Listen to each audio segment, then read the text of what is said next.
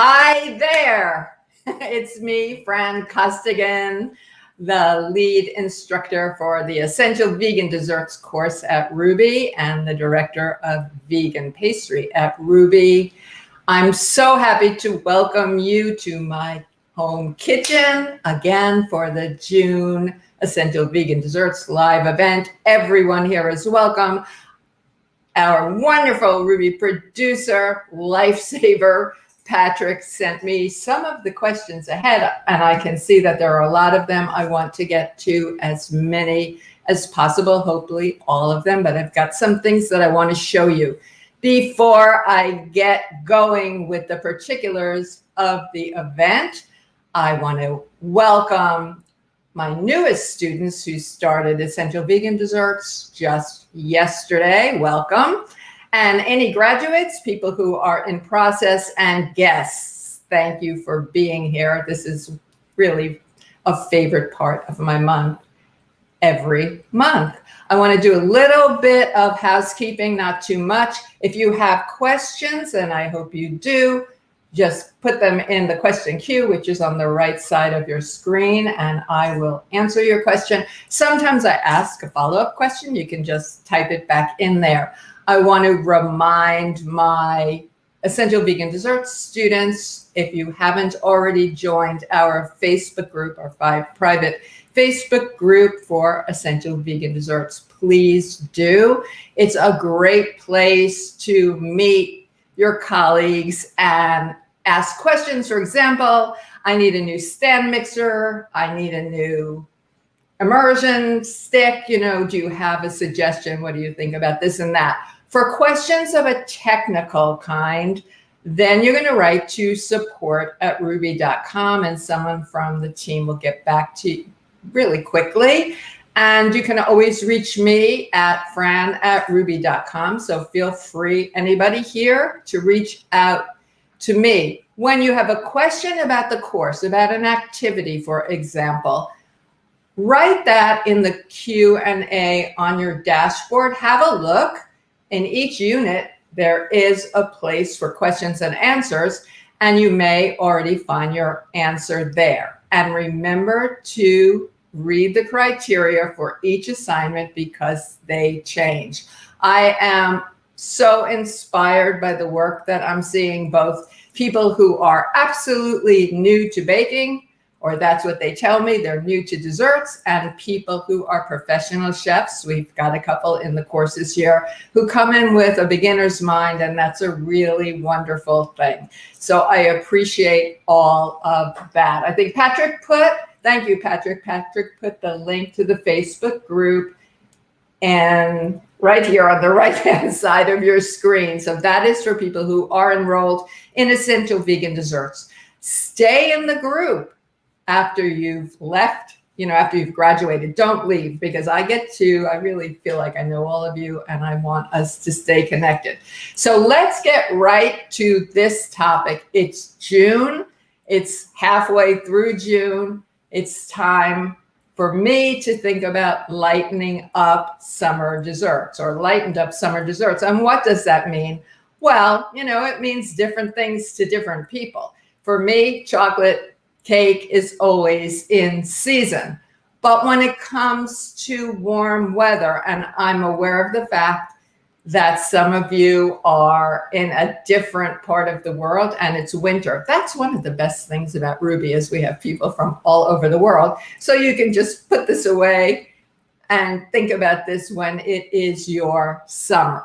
But for me, it means eating more fruit, fresh fruit, fruit-forward desserts, all fruit desserts. I like frozen desserts. I know today we can get everything all year round. I happen to be a person who likes ice cream very much, and sorbet and granitas, but I don't really eat them in the wintertime very much. So that's something. My ice cream machine is out over there. It's big. And there are lots of different ways to make ice cream. We can make a vegan ice cream with coconut milk and cashew milk and all kinds of rich creams, plant creams and milks. Or you can make yourself a nice banana, take some frozen bananas and put them in your food processor, add some other ingredients, maybe some berries or chocolate sauce, and you've got a different kind of a frozen dessert. That's something that's really natural. I like using a lot of fruit in different ways. So for example, I think Patrick has some examples of the baked Alaska dessert that we make in this course. How can we make meringue without egg whites? Well, we can, because now we have aquafaba. And if there's anybody here who doesn't yet know what aquafaba is, because it's been written up everywhere. This is not just a vegan thing anymore, when all the magazines, all the food magazines have been talking about it. But we have a way, I have a way of getting the aquafaba, which is really means bean water, aquafaba, water, bean water. And we always have a success in this course. And I will say that the baked Alaska is one of the most popular recipes in the course. I mean, it's a matter of what's not to like, right? So you have a layer of cake. I tend to do a fudgy brownie because this is a frozen dessert. You don't want a cake that's going to get hard. Plus ice cream and egg white, non-egg white meringue, bean water meringue is naturally gluten-free. So I generally will do a gluten-free brownie base, then some ice cream, either made, homemade, or purchased. I've got some Oatly in my freezer, not gonna lie, and a sauce, if you like, a chocolate sauce or a fruit puree, and then the whipped aquafaba meringue, which we torch with or without a sprinkling of sugar. Well, if you have a taste for some meringue, but you want to use less, and you don't want the ice cream because you are eating a lighter dessert, make a fruit salad. I've done this. I took a baby watermelon, cut it in half, hollowed it out, chopped up the fruit, added to the watermelon pieces. I added raspberries and strawberries and blueberries and some lemon thyme from my garden, all kinds of your favorite fruits. I probably pitted some cherries and put them in there too. And that's for Andrea, who's probably here today. We love cherries and we eat crazy amounts of them when they're in season for a short time. But so you have this nice fruit salad, right? But when you can actually put aquafaba meringue, pipe it or just dollop it all over, and then torch it. And it's such a surprise.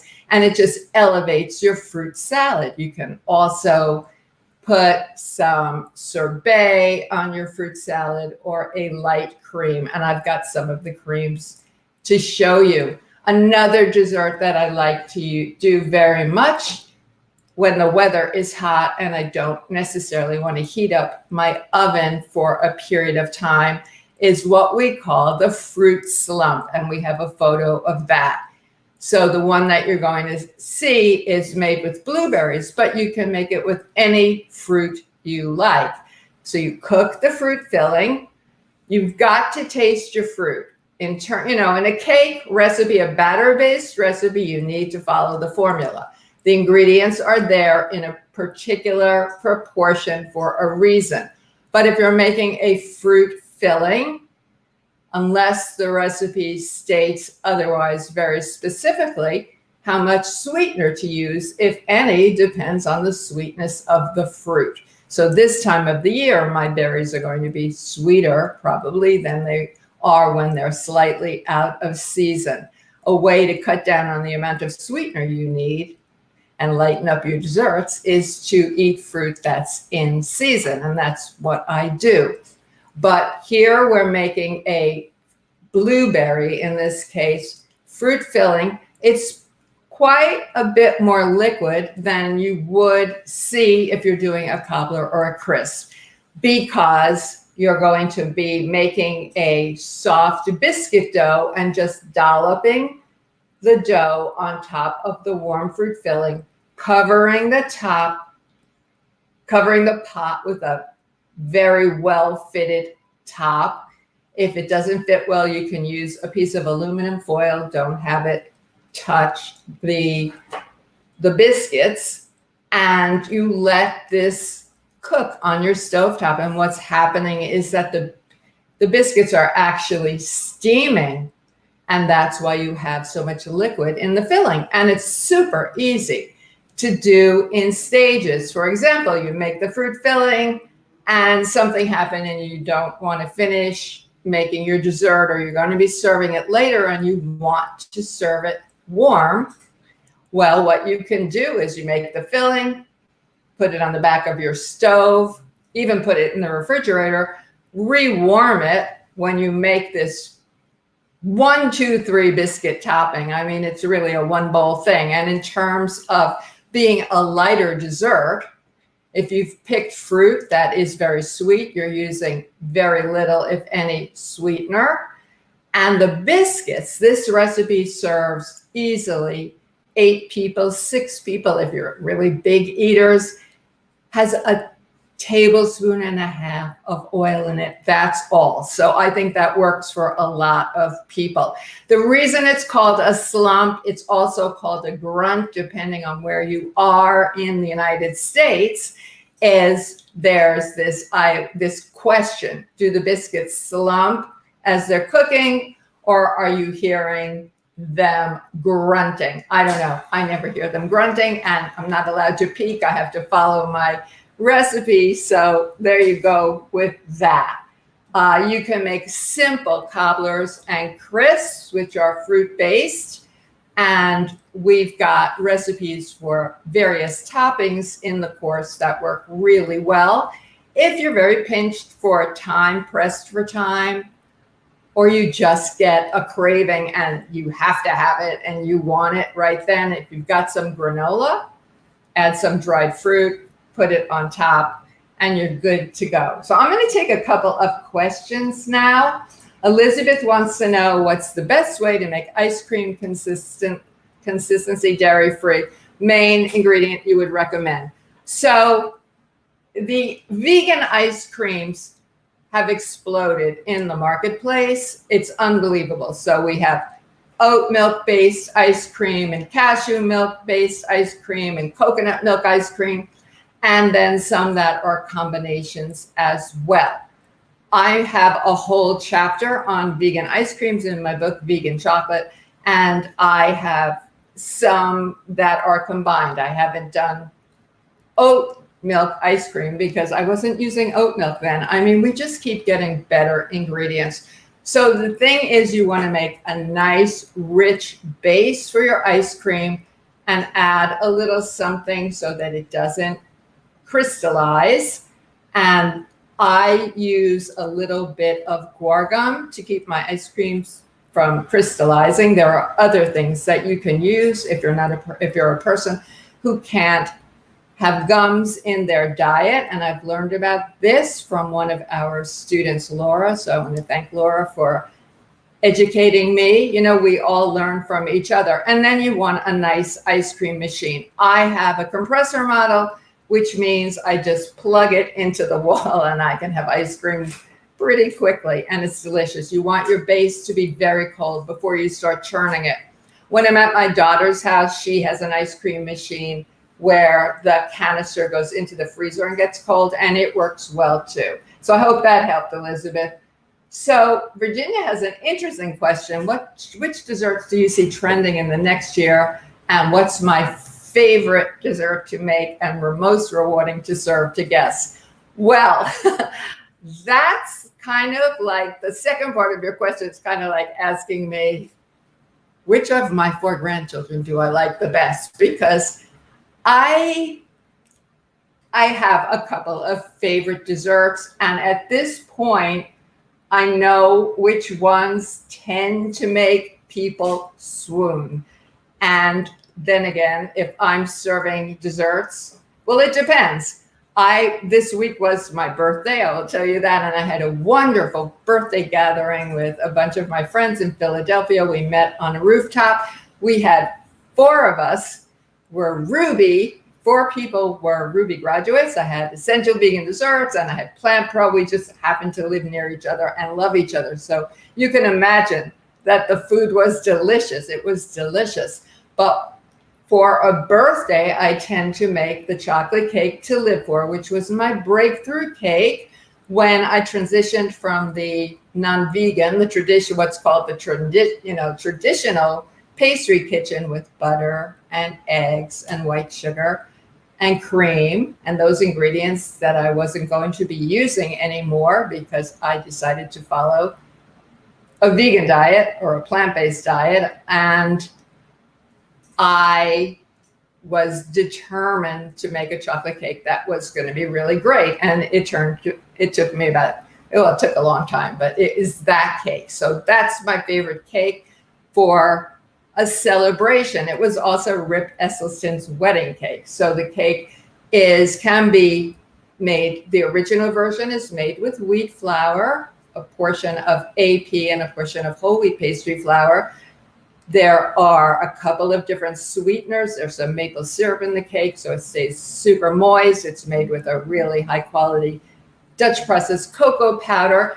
And then I filled it and frosted it with a new chocolate, a vanilla cream and a chocolate cream that I'm just working on now.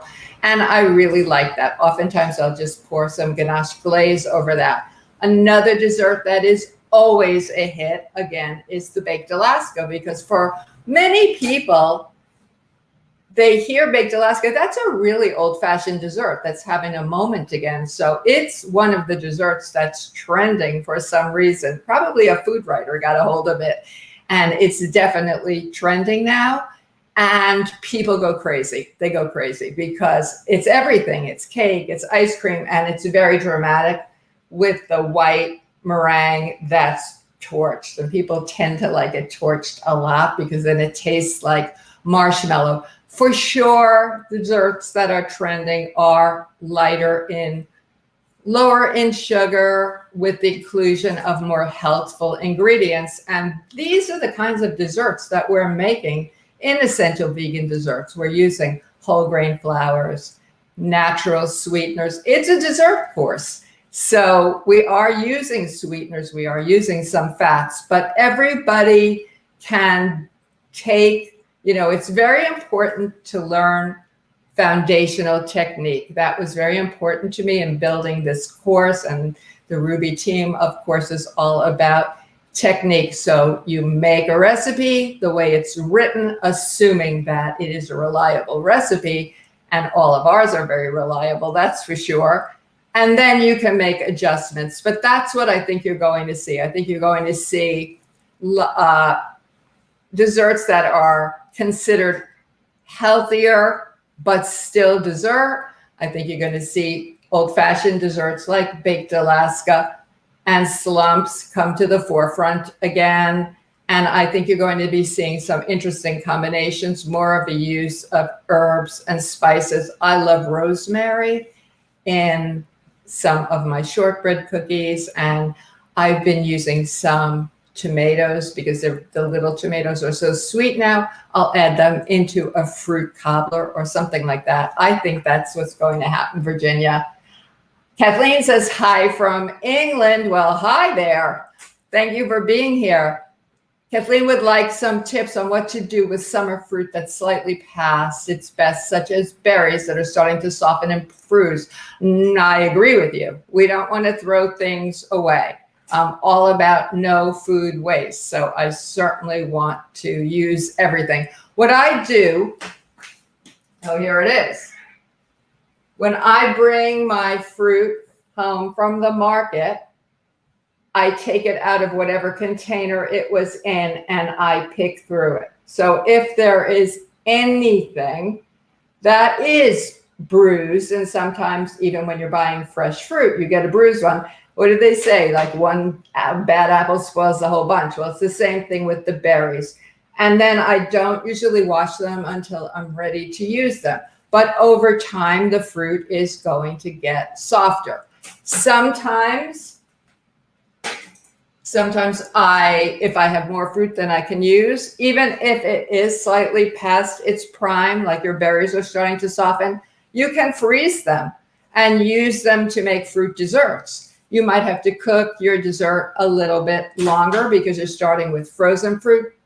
And But if they're slightly softened, you want to be very careful about it. So that's something that you can do with that, is freeze your fruit, or use it to make the slump I was talking about. Or this is I'm going to really dollop it up with a bunch of cream and things, but this is a blueberry blended gel, and those berries would be just perfect for this. So Patrick has a video on the making of this gel. I'm going to ask him to show it now, and then we'll talk about this.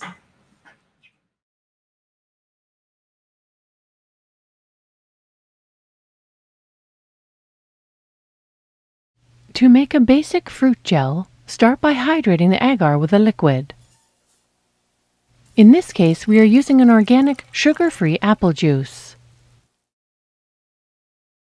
Once the agar has hydrated, add the lemon zest.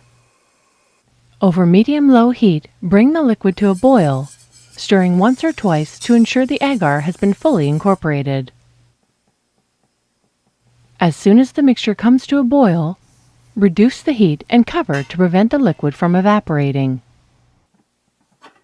When ready, there should be no specks of agar present in the liquid. To test the consistency of the final gel, pour a little bit of the liquid into a small bowl, along with some of the fruit, and refrigerate for approximately 10 minutes or so. When ready, the mixture should be nice and firm like this. Once done, remove the lemon zest and discard.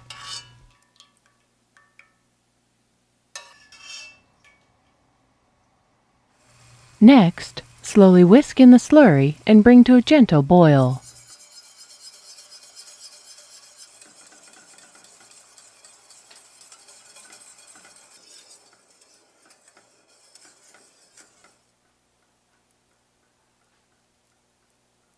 As soon as the mixture comes to a boil, remove the pot from the heat. Next, add the fruit and stir to ensure that the fruit is fully coated with the gel.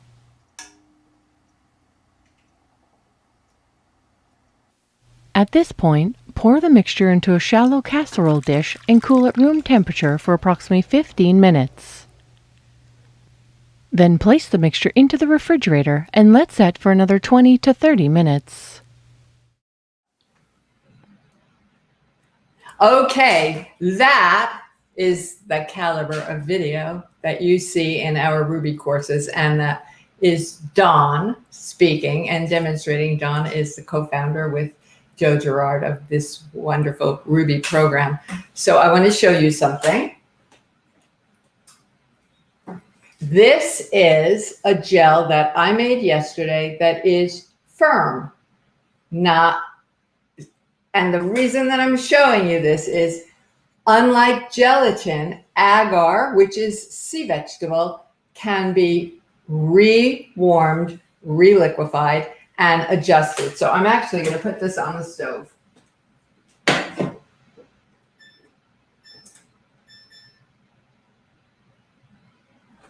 And see what happens. And I want to show you a few stages of this gel so you can see. It's really important when you're doing an agar-based dessert to do a test. We test all of our frostings and fillings here as well. So I've got a lot of these little cups, and I'm the only one at home, so I'm not going to put my gloves on for this, but you can see that looks quite set.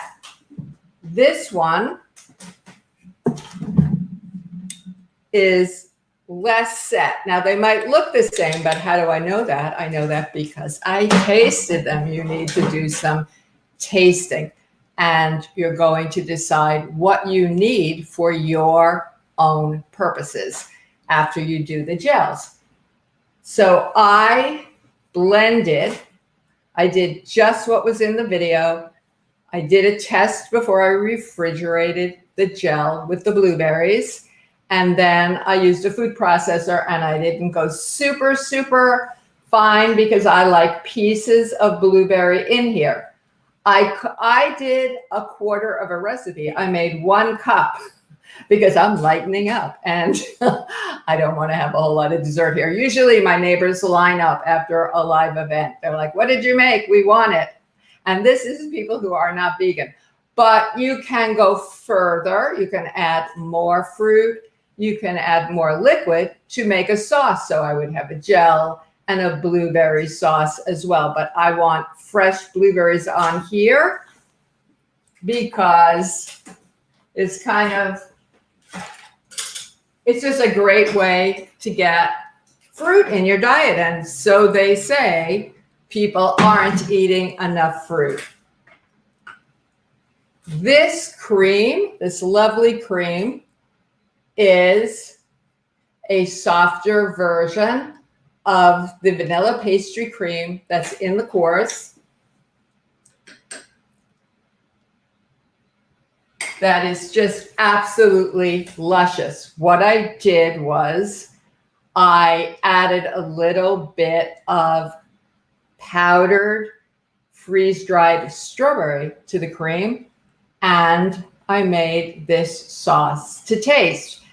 This sauce is made with a base of cashews and some cane sugar, and depending on the proportions and the ingredients that you use or don't use, it can actually be a fruit filling. It freezes beautifully. When you make the thicker version of it, you can put it in the freezer and you've got a base for ice cream or a tart filling. So it's really wonderful. Now, another dessert that I like a lot in the summertime is to make shortcakes. This is the very simple to make drop biscuit from Essential Vegan Desserts. A typical drop biscuit is all-purpose flour or cake flour and heavy cream and some chemical leavener, baking powder, most likely. And what I did, well, I really like drop biscuits. I wanted to make them vegan. So what I did was I added some almond flour, both for the nutrition and the flavor that you would get. And I used coconut milk in place of the heavy cream, but they don't taste at all of coconut milk, not at all. And some orange zest. So I'm going to simply build some shortcakes here.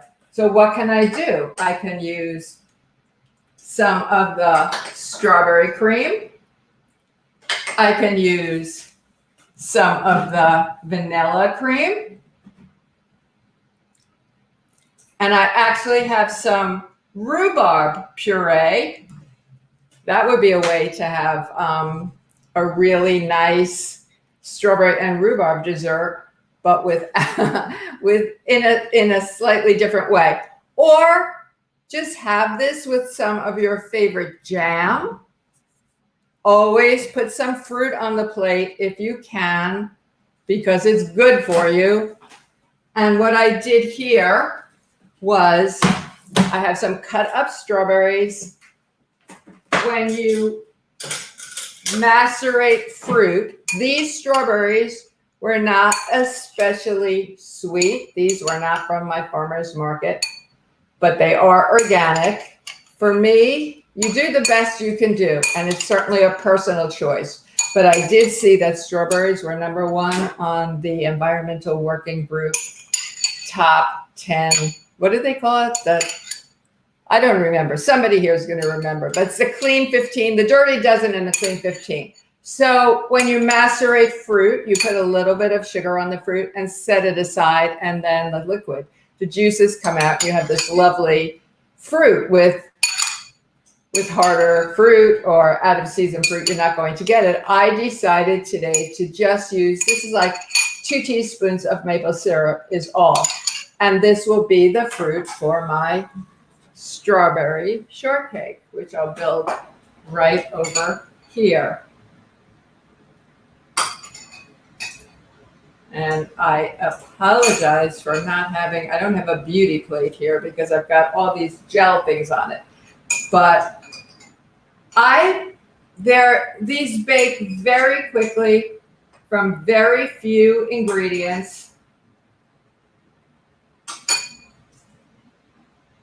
And truth be told, these came right out of my freezer. I just warmed them up.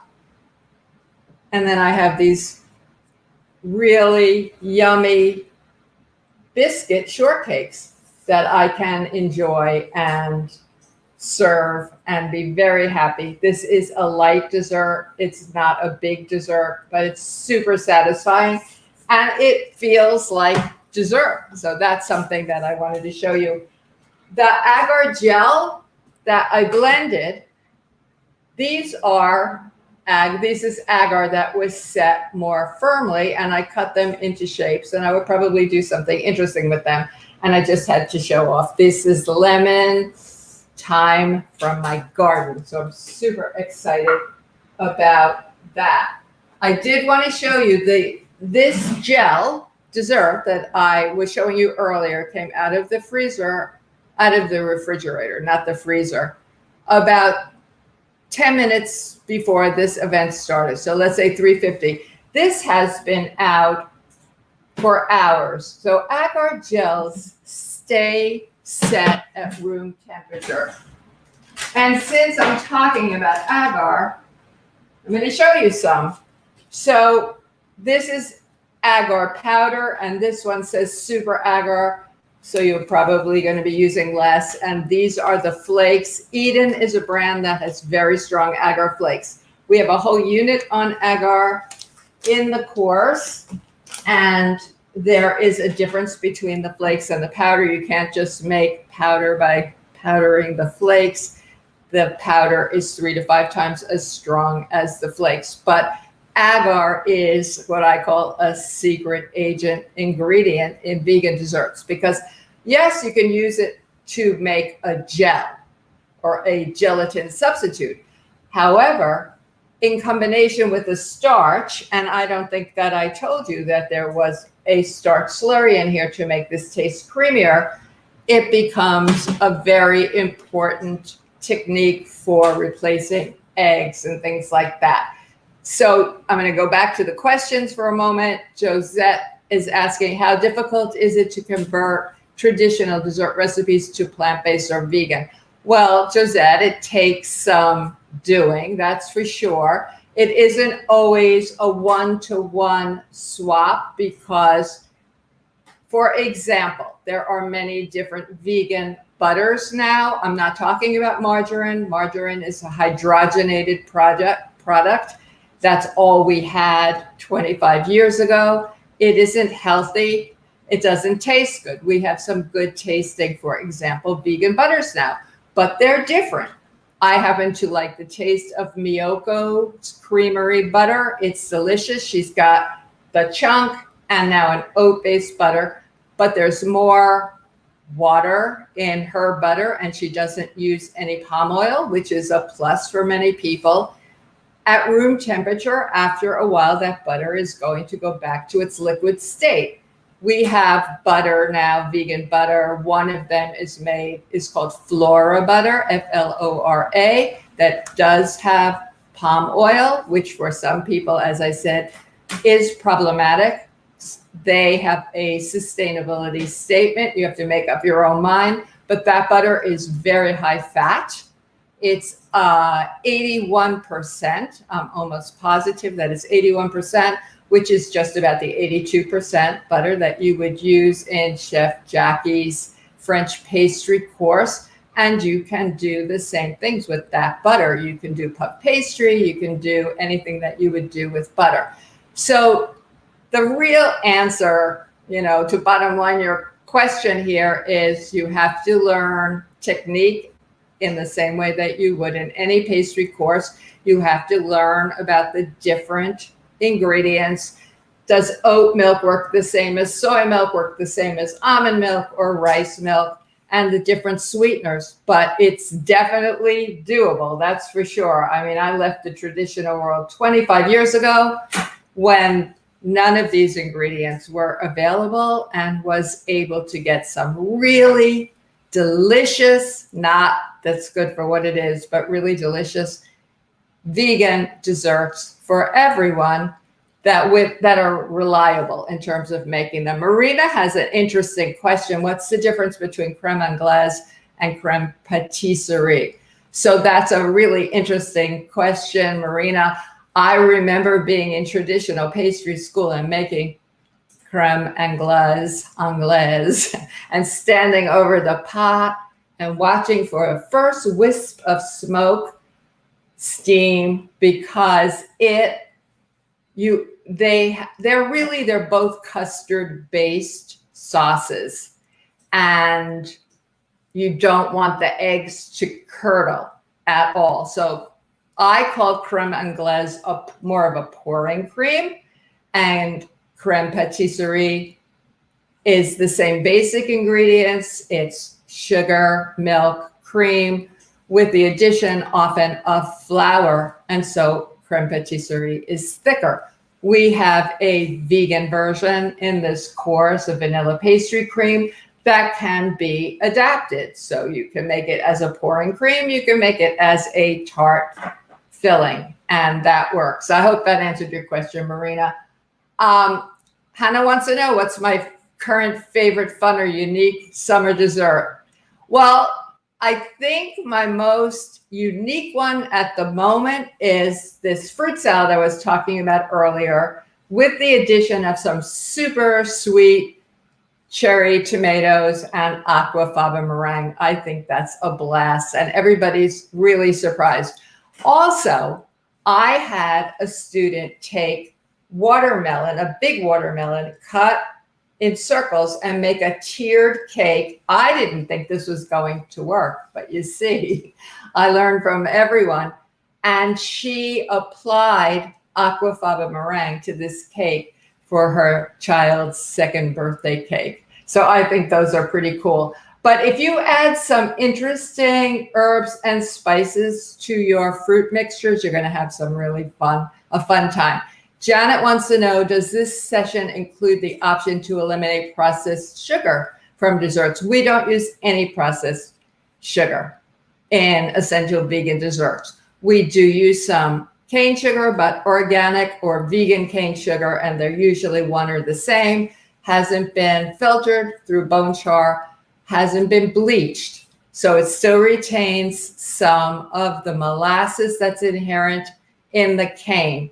And it is still, it's still a sweetener, it's still a granulated sugar, but it retains a bit of the minerals and the fiber. I'm never going to tell anybody, go ahead and, you can eat a bowl of sugar because it's got minerals and fiber in it, no matter what the sweetener is. I believe that desserts are treats. Make something that's absolutely delicious that everybody will love. Serve a smaller portion. Make sure that it does taste delicious so that people aren't looking at your chocolate cake and thinking it tastes like brown bread, but make something delicious and fill out the plate with fruit and you're good to go. Teresa wants to know, what's the replacement for gelatin? Well, I showed you. It is called agar. Sometimes you see it as agar. It's a sea vegetable, the flakes and the powder. This is super agar, and this is just supermarket agar, which I use also, the powder. The powder works really well when you're fixing things. Let's say you've made a gel. It isn't quite as set as you would like it to be, and you don't want to take the time to get the gel back to room temperature, hydrate some more agar flakes. That's a really good place to use the powder. Or if you're starting with a very thick liquid like coconut milk or cashew cream, that's a good place for the powder. When I'm doing a gel, like here it is, like this, I think the flakes taste more neutral.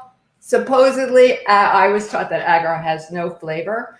And when I was a pastry chef in New York's Angelica Kitchen, every single day on the menu, we had what was called a canton, which is another name for an agar-based dessert. And we use the flakes. I think that they're better. So that's what I want to say. It's super easy. Actually, Agar works just like gelatin.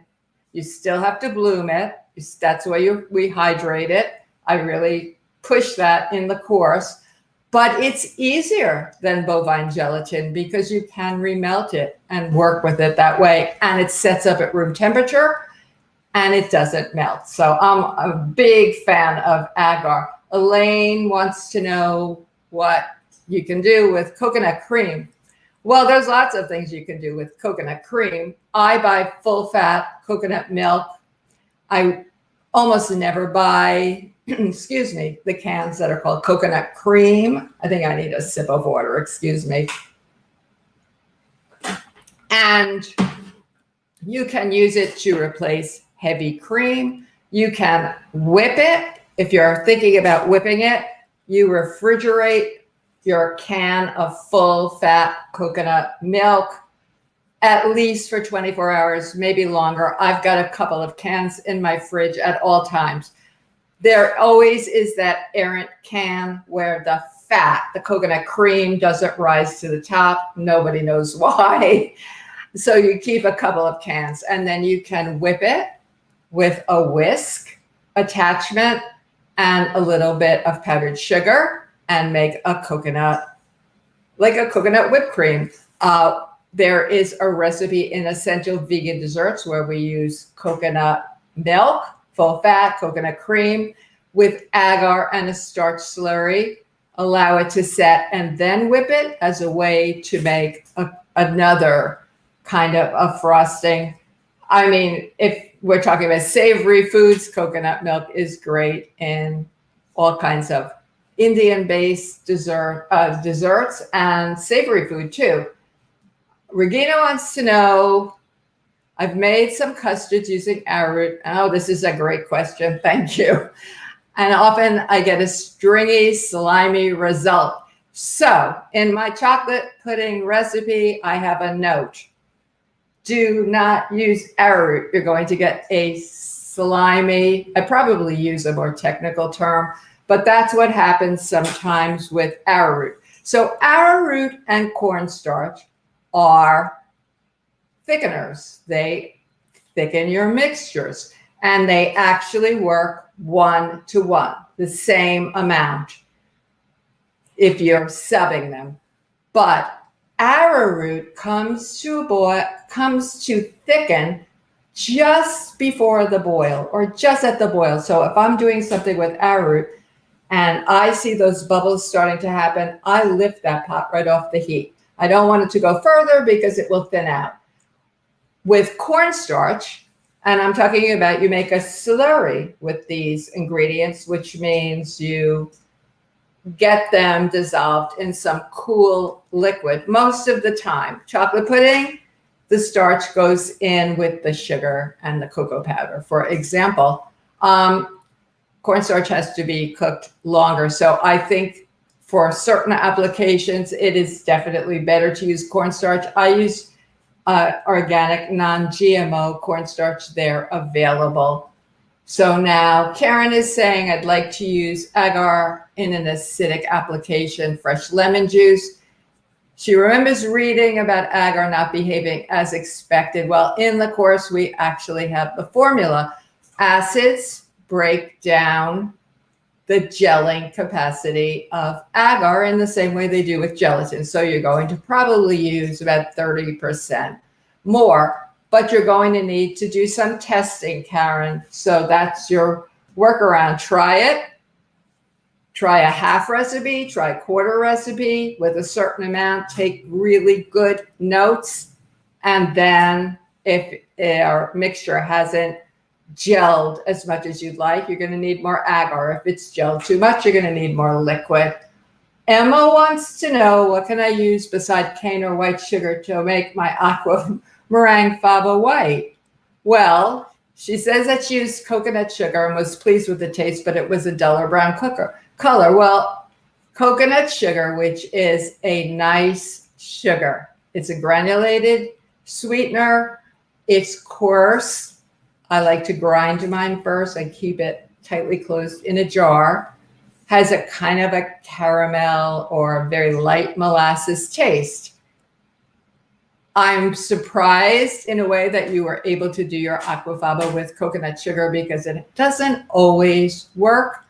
But of course, it's going to be a brown color. When we're getting to know all the different sweeteners that are available to us in the vegan pastry world, we have a whole side of dry granulated sweeteners. We have organic cane, we have whole cane, which is cane sugar with all of the molasses retained. So it's very dark in color and it tastes like molasses. We have coconut sugar, which tastes a little like a milder molasses. And on the liquid side, we have rice syrup and sorghum and maple syrup and molasses, and they're not necessarily interchangeable. So in order to get your meringue white, you're going to have to use organic cane sugar. There's just no workaround there. One of the things to do is to taste your sweeteners and observe the colors. Emma also has a question about organic egg replacer mix. She found Bob's Red Mill. It does work. I've used it, but quantities are not given. Emma, on the package, it does say, as far as I know I have some. I have several of the different commercially available egg replacers. It will say use this much to this much water to make 1 egg. And that's how you know how to use them. When you look at the commercially available egg replacers, it's kind of interesting because you see what's in there. And there is, I've said this like a broken record. So if you've heard it, I'm sorry, you're going to hear it again. There is no one size fits all for egg replacement. There just isn't. And it depends on what you're making and it depends on what you're using. So some people like flax, ground flax and water, for example. You want, it works in muffins. You don't want to use too much or you get an off taste. Aquafaba can be used as an egg replacement. It depends. It just depends. But you think about what function of the egg you're replacing. The liquid part, easy. The binding part, that's easy too. The rising part, well, we have other things that can create structure, in terms of a cake. We use baking powder, baking soda, vinegar in a lot of cakes, and that's what people did during wartime when no eggs were available. So that's what you'll do, Emma, is look at the package. Emma says that she just purchased my chocolate book. Thank you, Emma. And you got the Kindle version too. Wow, that's great. I mentioned ancho chili.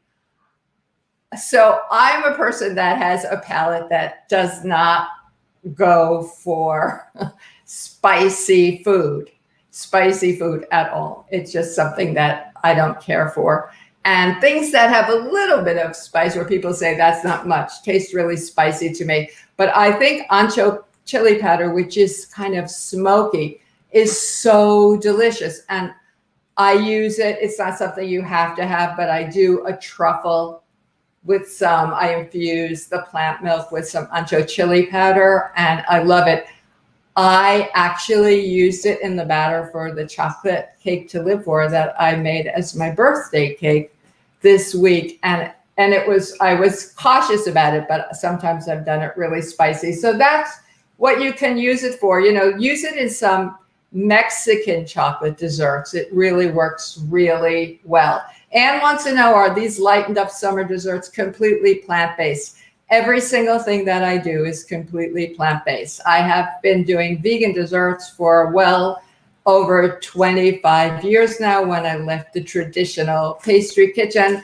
And for those of you who don't know or don't remember, it was because I was working as a pastry chef. I loved my work. I loved it. I had my dream job, but I wasn't feeling well. And I thought about the fact that my whole life I had kind of died. I had stomach aches. That's what I had. And I had to stop working. And I happened to pick up a book called Food and Healing And I figured I was lactose intolerant, which I was, but I gave up all animal foods. And that's what happened. So, oh, Masumi is here. Hi, chef. He loves eclairs. Is it possible to make vegan patachoux? Right now, Masumi, I haven't seen anybody perfect a patachoux paste, but they've come really close. And so have I. And again, this is because we are continuing to learn. We have better butters now, as I said earlier, and a variety of flours. So for sure, it can be done. Linda wants to know, is there a major difference in using bleached and unbleached flour in baking bread? I use unbleached flour in all of my desserts. But Linda, the best place to find that out is in the Rouxbe French Pastry School bread course and introduction to pastry arts. They do a deep dive into, well, there's a whole course on bread that's absolutely fabulous. And yesterday I listened to Chef Jackie and Scott's live event. It was really great. But I prefer to use unbleached flours. Excuse me. Audie says fresh. Oh, you have fresh figs. Aren't you lucky? Audie wants to know how to incorporate them into forks over knives, dinners, and desserts. If I had fresh figs, they would probably never get to be desserts because I just eat them out of hand. But, they're so luscious, and I would drizzle some with a little bit of reduced balsamic vinegar. We roast fruits in this course with a reduced balsamic vinegar and put them on a plate with other fruits and maybe a couple of nuts and things and a little cookie, and it would be heaven. I'd like to come over and take some of your desserts. Rodney wants to know what model of compressor base. It isn't made anymore. I looked it up recently and it isn't made anymore, Rodney, sadly. Mine, the bowl actually comes out. A lot of the compressor made machines, the bowl doesn't come out, which is a problem. Send an email to me at fran@rouxbe.com and I'll tell you, because I don't have it in my head right this minute what it is. I will tell you that it's heavy. Catherine wants to know, do you make raw desserts? And what's my favorite one if I do? We make raw desserts in the course, and I make some raw desserts personally.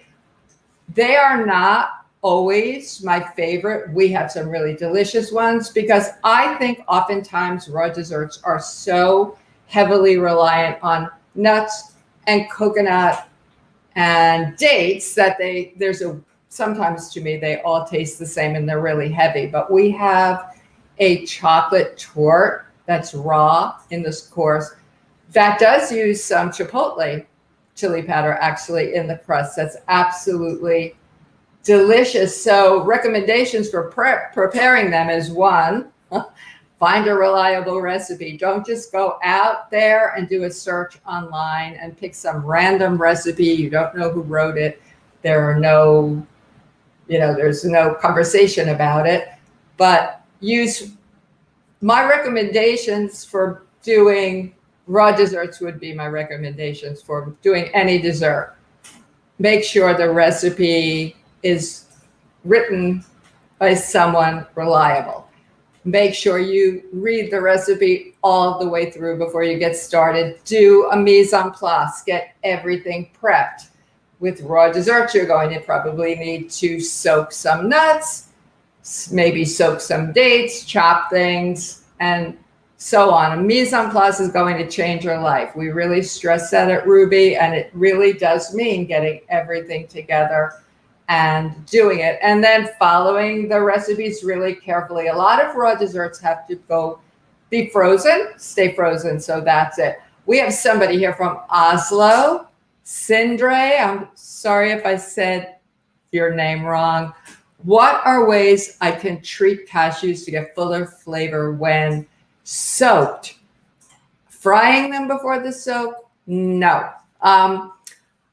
Well, you want to buy nice whole raw cashews, not cashew pieces. The whole cashews are going to have better flavor. And definitely don't soak them for 72 hours. That's going to take a lot of the flavor out of them. If what you want to do is make a fermented tasty cheesecake, and we do that, then you make the mixture and you leave it on your counter and it could ferment there. But I soak my cashews usually not more than 24 hours. And then if I'm not ready to use them, instead of keeping them in the water, I drain them very well. I put them into a container. I label the container that says soaked cashews, this many ounces, this many grams, and they go in the freezer and they're ready to use when I need them. Terry Lynn, hi Terry Lynn, working on converting some recipes to be vegan and gluten-free. Are souffles and spoon bread impossible to convert? I don't want to say anything is impossible, but some things are more difficult. You know, if you have a cake, like an angel food cake that is completely reliant on egg whites, it's really hard to get a vegan version. And I have seen some vegan, or what I call so-called vegan souffles. I think the answer is, and they look really good, the answer is to combine egg replacements there. So, but you're adding vegan and gluten-free, which are two different, you know, you can have vegan desserts that happen to be gluten-free, but they're not necessarily gluten-free, and gluten-free desserts are not necessarily vegan. So keep that in mind. Hi, Linda. Linda tried a no-knead crusty rolls recipe that she found on the internet. The dough was too sticky and hard to handle. Is it too much water? Well, Linda, I bet you know what I'm going to say. I'm going to say, you found the recipe on the internet. You know, who wrote it? I can't tell you if there was too much water. The no-knead bread recipes I've seen are very slack, and I've made one that's very good. But again, I would caution you to find a recipe that is reliable, which means that it was developed by someone who knows what they're doing. And maybe you want to have a look at the breads course at Rouxbe.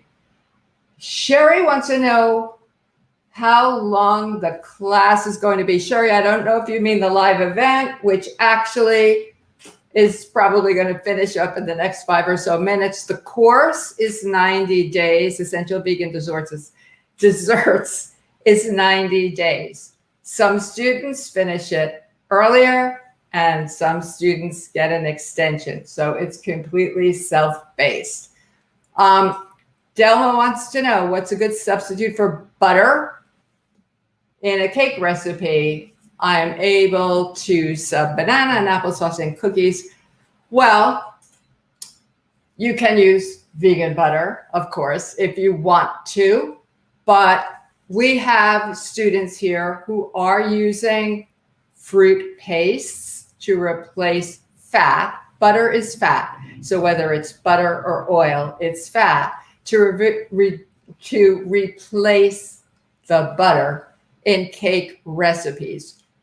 The best thing to do, it's really a must, is to make the recipe the way it's written first. And I'm talking about the vegan recipes here. So you have a baseline. If you don't want to make the whole thing, cut it in half. Do one layer or do a couple of cupcakes. You have a baseline. You know what the texture is supposed to be like, what the taste is what the flavor is supposed to be like, what the mouthfeel is, what the crumb looks like, and then see what you can do with applesauce. Banana is going to add a flavor. Patricia wants to know, what's the best sweetener for the best dessert outcome? That's a good question. There is no one best. It depends. The closest to white sugar, which we don't use, is organic cane sugar, vegan cane sugar. It works 1 for 1 like white sugar. The crystal is larger. You need to rough it up a little bit, but that's it. It depends what you're going to do in terms of, you know, We have a crispy cookie, a tuile. In this course, for example, we use liquid sweeteners. We use rice syrup and maple syrup. Rice syrup makes cakes gummy, but it adds this nice crispness to cookies. So that's why we spend a whole unit, at least one, on sweeteners in the course, Patricia. And then you need to taste them too. So Kate says, I just want to share that your course was so informative and covered an extensive array of desserts. I learned an incredible amount and encourage others to check it out. The techniques were presented well and the recipes were great. Thank you so much, Kate. That's so nice of you. I really appreciate it. And I loved working with you, and you stay in the group. Sherry wants to know what was in the slurry I showed. That's fair. So, do you mean the slurry? I don't know. I made the gel, which is here. I made this gel by doing the agar recipe, and then I did a slurry, which just means dissolving a starch in liquid, in cool liquid. And when I knew the gel had been tested correctly, I pulled it out of the fridge, and then while it was hot, I used arrowroot for this. Because as soon as I saw some scalding, I took it off the heat and it worked really great. I do my starch slurries as part of my mise en place, but you always need to stir them up because the starch settles to the bottom. So it looks like we got through all of the questions. I want to thank you all for coming today. It was a pleasure. I hope I'll see some of you in July, and enjoy the rest of your day or evening, depending where you are. If you're interested in essential vegan desserts, let me know, or let Ruby know. This course just started yesterday, so there is some room. And if you have any further questions, you can always reach me at fran@rouxbe.com. Thanks again for being here, everyone. Take care.